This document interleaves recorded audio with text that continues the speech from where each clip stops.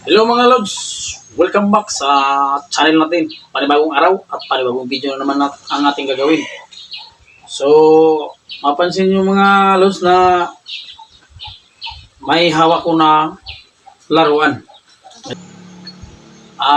Ito'y sikanhan lang mga lods. Matagal ko na itong pinangarap na magkaroon ako ng ganito kahit ano lang. Hindi masyadong mamahalin. So, sikanhan lang ito mga lods, no? Walang scope at meron din namang silencer. Ayan. So, ang kanyang barrel ay 24. Ayan. Yung tangke niya, oh. Parang ano to mga lods, mga bronze yata itong ano niya, barrel at saka tangke.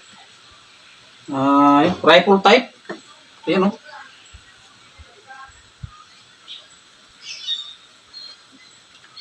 So, aminin ko mga lods na ako'y baguhan pa lang dito, no?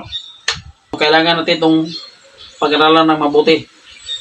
Mga safety measures na hindi tayo masugatan, hindi tayo madisgrasya kung sakaling gagamitin natin ito mga lods.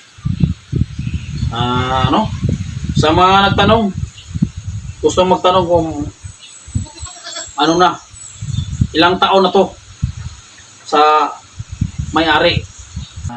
Napakatagal.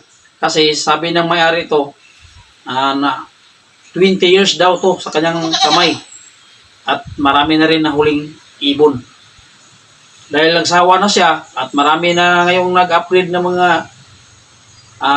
PCP, naisipan niya ibinta. Kaya tuloy, dahil baguhan tayo, dito muna tayo sa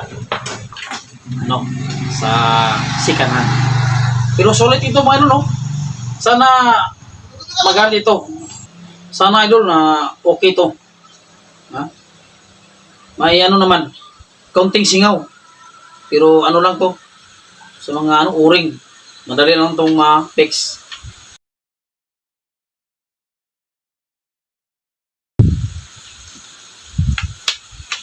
Mukhang naman siya.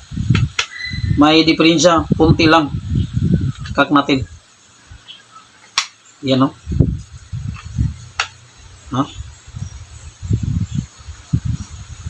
Yan.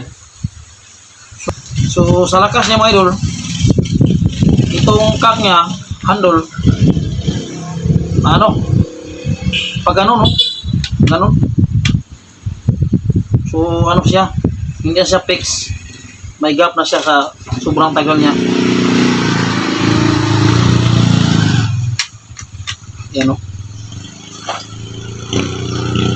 Yan, kita niya dulo. Gumaganon-ganon siya, oh. Parang maluwag na siya. So, kailangan natin na i-remedyo natin to para matibay. Parang may siya. Hindi siya pag-ganon. At kanyang o-ring mga idol, oh. Yung o-ring niya, oh. Mukhang sira na, oh. So, palitan natin itong bago. Ano?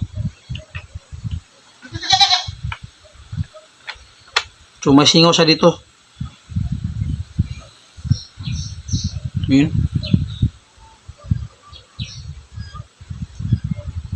So, sana mga idol, okay to, no?